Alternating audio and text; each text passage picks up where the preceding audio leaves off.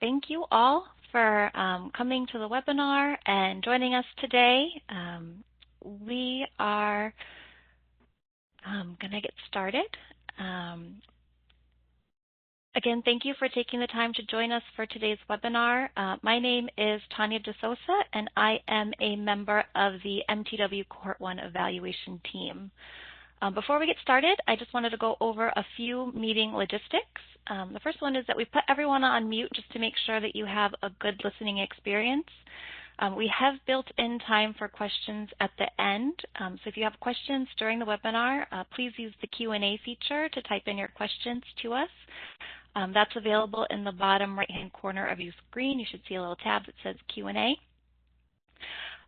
It's helpful for you to send questions to everyone rather than sending them privately, and that way we can all just keep an eye on them together. And we will be monitoring the Q&A to try and address any clarification questions as they come in. Most questions are going to be saved for the end, and we'll address them during the designated question session. So with that, let's get started. For today's agenda, we're going to be going over the evaluation and your role in it. So we'll start with some introductions to the study team and then provide an overview of the evaluation. Then we'll move on to discuss your role in the evaluation and what activities we'll ask you to take part in. We'll end with a short poll about topics you'd be interested in seeing included as part of the evaluation. And then, as I mentioned, we'll leave time at the end for questions.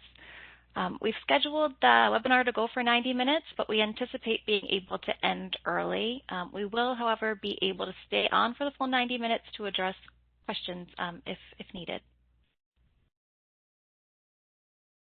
All right, so first I'd like to share some information with you about the evaluation team. So the MTW office is going to be your main points of contact throughout for your implementation of MTW flexibility. And I've got Mary Ann on the line from the MTW office who's going to just say a few words. Mary Ann? Great. Thanks, Tanya. And hi, everybody. This is Mary Ann Azzaro. By now, I think you know me well, the director of the MTW office. Thank you so much for joining us this afternoon. We're hoping that you are finding these onboarding webinars to be helpful to get you up and running with your local MTW program. As Tanya mentioned, today we're going to discuss the evaluation component for Cohort 1 MTW expansion agencies. Evaluation is critical to the success of the MTW expansion. As you may recall, the overall framework of the MTW expansion is to simplify, learn, and apply. And so today we're really going to be focusing in on the learn element today. So what we learn from you all through your evaluation in this MTW expansion will help inform policies that we deliver to agencies across the country. So it's really important to do this evaluation so that we can inform future policy changes for the entire portfolio. The independent evaluator, Apt Associates, is trying very hard to make your participation in the Cohort 1 evaluation as simple and seamless as possible. They've come up with some really creative ways to work with you, to assist you in the development of your local program, and so that you can also learn from your peers. We in the MTW office at headquarters will continue to remain your main point of contact for all things MTW during the onboarding session. And so if you have any questions, just continue to send them to that MTW Cohort 1 at HUD.gov mailbox, and we will respond to you as soon as possible. And you'll be hearing from Apt Associates only as it relates to the evaluation for the Cohort 1 agencies. And again, thanks so much for your participation today. Thank you, Apt, for pulling us together. And we are really looking forward to learning from you all. And Tanya, I'll send it back to you. Great. Thanks, Mary Ann. Okay, and so the MTW Cohort 1 evaluation team is made up of several partners. From the U.S. Department of Housing and Urban Development, we have the Office of Policy Development and Research. They're the funder of our study. As you heard from Mary Ann, the MTW Program Office is also involved. There are researchers here at Apt Associates. You will mostly hear from me. I am the engagement task lead for involving you in the study, as well as my interview team, which is composed of Tommy Jo Bednar, Kara Sirks, Liz Yadoff, and Will Yetman. And Larry Buron is our project director overseeing the entire MTW Cohort 1 evaluation. And the most important part of our evaluation team is you, the 31 PHAs who have received MTW Cohort 1 designation. We will talk more about your role later in the evaluation, as well as when you can expect to hear from us, and the information we'll be requesting from you all. So the purpose of today's webinar is to describe the MTW Cohort 1 evaluation and our associated data collection efforts, describe your role in the evaluation, and then provide a timeline for our evaluation activities. Next, I'd like to go over some information about the evaluation design and our plans for data collection. HUD's Office of Policy Development and Research contracted with Apt Associates to conduct a 5-year evaluation of the Cohort 1 PHAs. The evaluation features a randomized controlled trial design, meaning that all applicants for MTW Cohort 1 designation were assigned to one of two groups. A group that could receive MTW designation, known as the treatment group, and a group that could not, group known as the control group. You all represent members from the 33 treatment group PHAs that were given the opportunity to complete an application process and receive MTW designation under Cohort 1. A group of 10 PHAs were also assigned to the control group, and those PHAs are not allowed to move forward with the Cohort 1 designation, but are eligible to apply under future cohorts. And with this experimental design, the evaluation can better understand the impact of MTW if PHAs in the treatment group experience different outcomes from those in the control group. This experimental design will also be supplemented with descriptive analysis. The goal of the evaluation is to answer two overarching research questions. The first one is, what are the consequences of MTW flexibility for small PHAs and their tenants? And the second one is, how do small PHAs use their MTW flexibility? So to answer the first question, we're going to be conducting an impact study. And to answer the second question, we'll be conducting a process study. The impact study is going to look at the effect of MTW on PHA and tenant outcomes, including individuals and families participating in the public housing and HCV programs. The main analysis will compare outcomes achieved by MTW Cohort 1 designated PHAs in the areas of cost efficiency, self-sufficiency, and housing choice. And those will be compared to outcomes achieved by PHAs who applied for but did not receive Cohort 1 designation. Again, we're calling them the control group. Because we're using this experimental design, we can produce findings to understand the impact of MTW flexibility. In other words, we can compare your outcomes to what your outcomes would have been if you didn't have the opportunity to implement these MTW flexibilities. We're going to rely primarily on administrative data to conduct the impact study. To document the characteristics, costs, and outcomes of PHAs in the study, we'll gather and analyze administrative data and financial data from HUD, as well as neighborhood poverty data from the American Community Survey, and employment and earnings data from the National Directory of New Hires. And that's an external data warehouse that tracks employment and earnings based on IRS I-9 reports, on new hires and state unemployment insurance data on wages and unemployment payments received. So it's an outside source to kind of verify employment and earnings. Because our control group is so small, with just 10 PHAs, we're going to supplement the main study findings.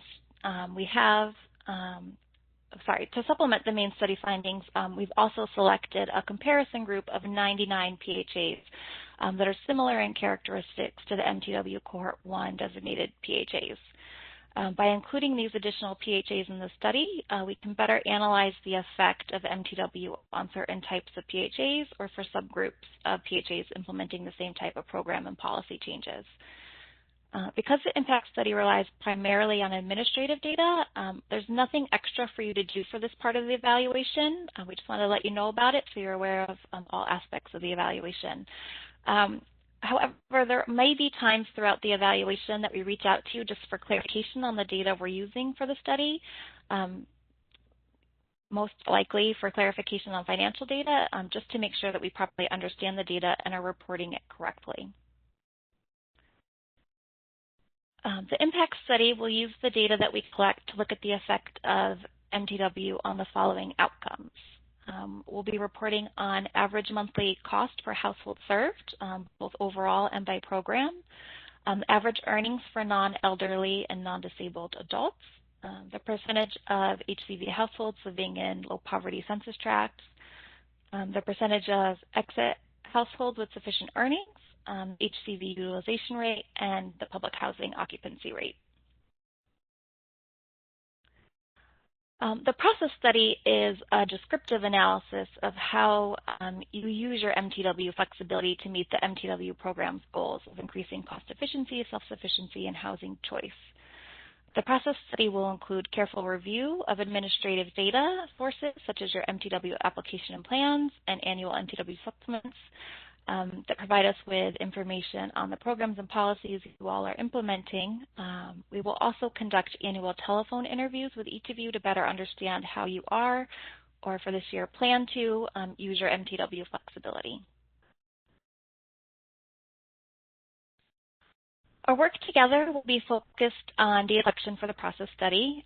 So the remainder of the webinar will focus on this component of the evaluation. The process study is limited to the 43 PHAs who applied to be part of the MTW Cohort 1, and the process study itself has three main components. The first component is an investigation into what motivated small PHAs to apply for MTW designation under Cohort 1. So under this component, we will explore the internal and external factors that initially made you all interested in applying, what at that time you hoped to accomplish with MTW designation, and how your motivations may have changed since you completed your MTW plan. The second component is an in-depth analysis of how the Cohort 1 MTW PHAs used your flexibility. This component is crucial to answering our study's overall research questions and for supporting the impact analysis. Under this component, we will explore the MTW waivers and activities that you implement, changes in MTW flexibility over time, your use of MTW funding flexibility, and the influence of MTW on your operations and staff, the effects that MTW status has on your relations with tenants in the community, and your experiences with MTW overall. The final component is documenting how how the PHAs that did not receive MTW designation pursued similar activities. So as our MTW designated PHAs, you will not be involved in this component of data collection.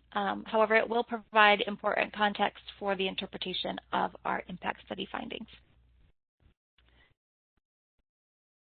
Okay, so the data and documents that you submit to HUD and maintain for your own program administration are critical sources for our process study. We understand that you already provide a lot of information in written form, and we will extract as much information from these sources as possible to reduce the amount of work that you need to do for the evaluation. So as you'll see here, you've already completed the first two data sources on our list, so thank you. In the years moving forward, we will you will complete annual MTW supplements as part of your MTW obligations, and we will use those to update our records for the MTW waivers that you move forward with, as well as any local non-traditional activities. As needed, we will also reference your administrative plans, your ACOPs, and your PHA plans to supplement our understanding of your program and any policy changes. If you don't already have these posted to your website, we may be in touch to just ask if you could share a copy with us if we need it as part of the evaluation. And the last component of our data collection are the individual annual telephone interviews that we'll ask each of you to participate in with us. And the next section of our webinar discusses these in more detail. So the next, I'd like to go over some information about what role you're going to have in the evaluation. As part of our work on the process study, we will conduct semi-annual interviews. At the beginning of each calendar year, we will host a webinar to discuss the data collection activities that will be conducted that year of the evaluation. So this is the first of those webinars. The second webinar will be held each August to discuss our findings from that year's data collection activities. We'll include data visualizations such as charts and graphs and maps and other infographics based on our findings. It could include outcomes you've achieved in the areas of cost effectiveness, self-sufficiency, and housing choice. During this webinar, we'll also offer you the opportunity to comment on our main study findings before the annual report is finalized, just to make sure that everything sounds accurate and reflective of your PHAs. We will also offer optional annual peer learning webinars as part of our evaluation. These webinars will be designed to address topics of interest to you all, really.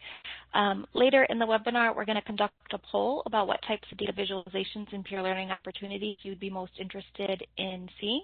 So please start to think about that in the back of your mind as we continue with the webinar. As our treatment group PHAs, our MTW designees, you'll be asked to engage in an interview with us each year in February or March. During these telephone interviews, we will review the activities completed in the previous year and discuss the next year's plans. Most of our questions are meant to capture information that's not available through other data sources. These include topics such as your motivations, intentions, reasoning behind planned activities, and opinions and perceptions on implementation challenges and early outcomes.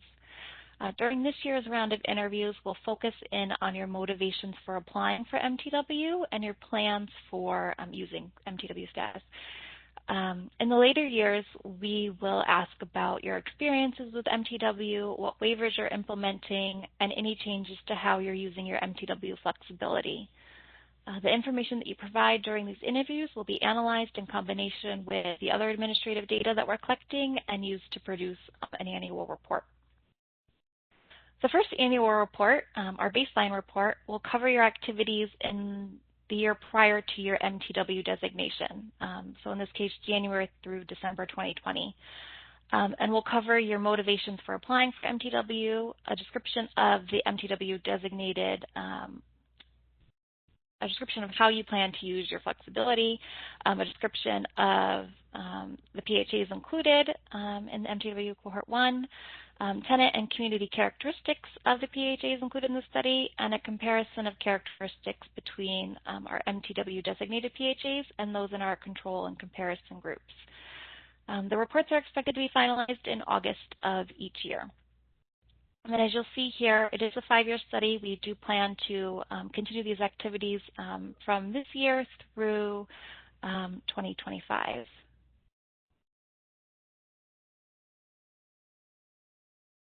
Okay. And then in terms of next steps, we're currently waiting for our data collection to be approved by the Office of Management and Budget, otherwise known as OMB. We can't move forward until we have that approval in hand. We anticipate that approval any day now. Once that approval is in hand, someone from our interview team will reach out to you about scheduling an interview with us. These interviews will last about 1 hour and will be conducted over the phone. We do ask that the PHA Executive Director partake in the interview along with one or more designated staff who would have perspectives to share on the topics for our baseline year. So largely your motivations for applying for MTW and now your plans for how to use it. Between April and May, we're going to be doing our data review and analysis and then working on producing our baseline report to be ready by August, which is also when we will hold our next webinar to share our initial findings, provide any data visualizations, and get your feedback on those. Okay. And before we open up for the poll and questions, I'm going to turn it over to Ann Fletcher from HUD PD&R for an update on software update grants. Hey everyone, thank you, Tanya. My name is Ann Fletcher, and as Tanya mentioned, I work in the Office of Policy Development and Research within HUD. My office is funding the evaluation, and we've been working closely with the MTW Program Office, Marianne, and others during each step of designing the evaluation. So as you heard during the presentation this afternoon, we're really hoping to reduce the burden of participating in the evaluation on you by relying very heavily on the data that you're already submitting to HUD as part of the function of running your program. A particular important source of data for the evaluation is going to be the data on program participants that you currently submit to HUD using the 50058 form. And as noted in the request for letters of interest for Cohort 1 many moons ago, HUD stated that in order to participate in the MTW expansion, PHAs will need to have the information technology capability to upgrade their inventory management system, PIH Information Center, that's the IMS PIC software, to accommodate the MTW flexibilities. So HUD acknowledges that the cost of these software upgrades may be particularly burdensome to smaller PHAs, and so as Marianne shared in an email that she sent to you all last week, HUD intends to award each of the 31 Cohort 1 PHAs a reimbursable grant for up to $25,000 each to help defray a portion of the costs associated with meeting these new reporting requirements. So we expect that these grants will be emailed to your executive directors in the coming weeks, possibly as late as the first week in March, but they are on their way to you. You'll need to execute the grants with HUD prior to incurring any costs that can be reimbursed by the grant, and the grant award that you receive will include all of the details that you'll need to know about what costs are allowable and how you go about seeking reimbursement from HUD. So we'll talk about these grants a little bit further at the March 24th webinar when HUD shares the new reporting requirements related to PIC-NG. And in the meantime, any questions can be directed to the email box that Marianne included in her email to you last week. And also my HUD email address will be included on a slide at the end. So if you have any questions in the meantime between now and when you get the grant award, feel free to reach out. But be on the lookout for those to be showing up in your inbox in the next several weeks. Thanks, Anne. We had one question come in, just a clarification if that $25,000 is each year or total over the 2 years. That is a total, yeah. So it's a maximum of $25,000, and you'll have about 2 years to draw those funds down. Okay, great, thank you.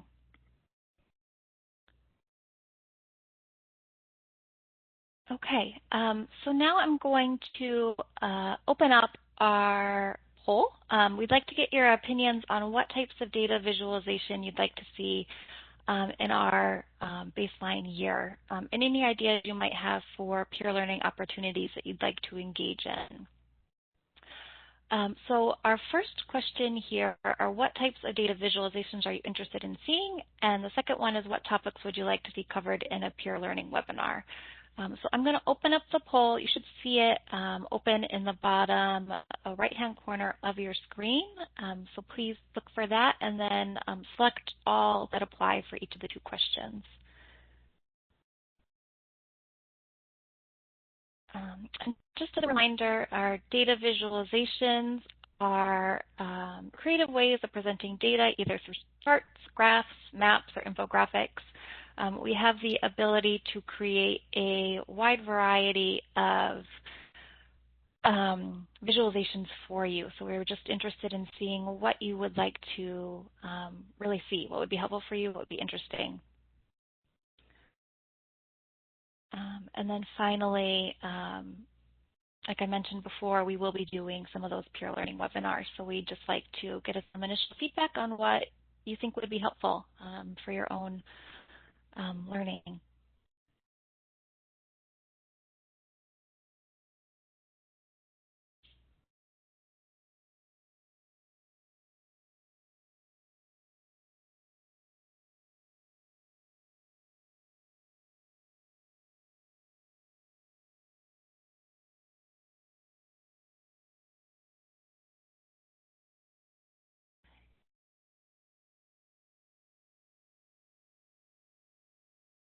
See, we've got about 10 people left in progress, so I'll just give it another minute, and then I'll share the results here.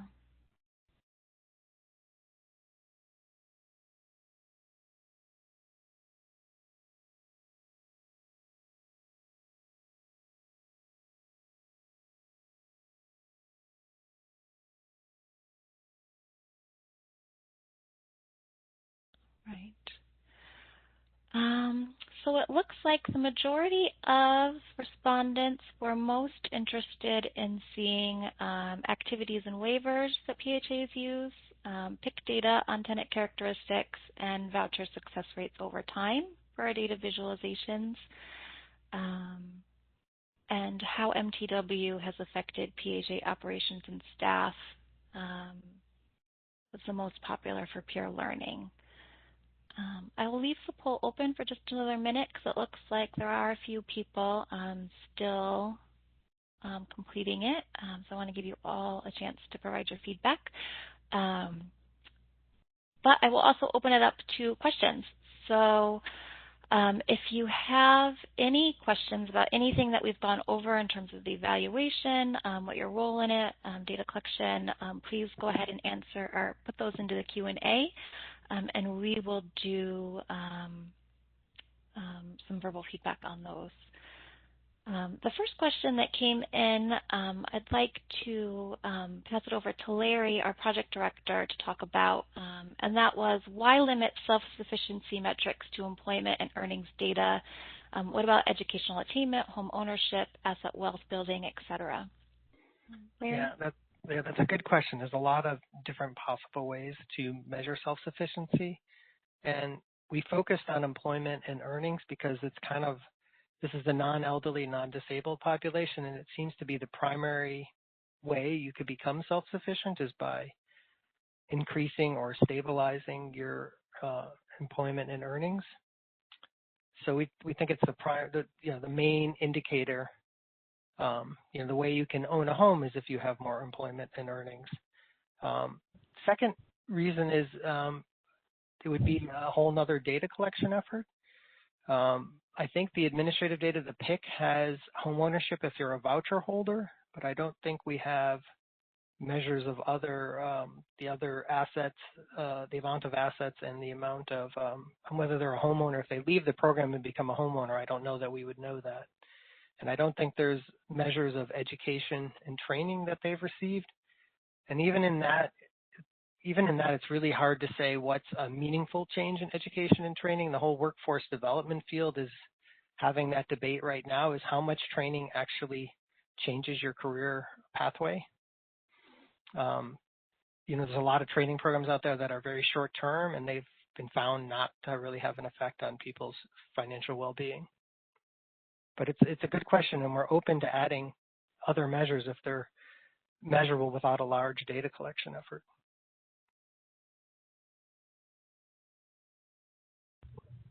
Yeah, Larry, the one thing I was just going to add on to that is that, HUD is really looking to rely largely on administrative data sources for a lot of the outcomes that we're going to be measuring. And since Larry pointed out that some of these items are measured partially or poorly in current HUD administrative data, if there are suggestions for other administrative data sources that could be matched, that we could make use of, we would certainly welcome to hear about those. We are not planning any sort of primary data collection from tenants or residents.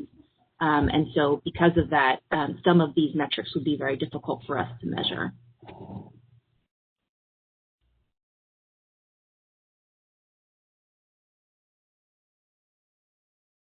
Okay.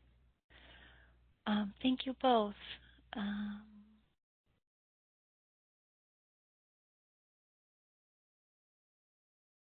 So let's see, other questions. Perhaps it could be part of the qualitative data collecting and PHA interviews if an agency has a home ownership program, for instance. Yeah, okay. Our data collection protocols are, they go through OMB approval, so it's hard to change those after the fact, but we can certainly, if it's related to any of the questions that we're asking, please do feel free to mention that, and we'll definitely put it in the notes and include it in our analysis. So if there's any additional contextualization you'd like us to know when we do those interviews, by all means, feel free to share it there.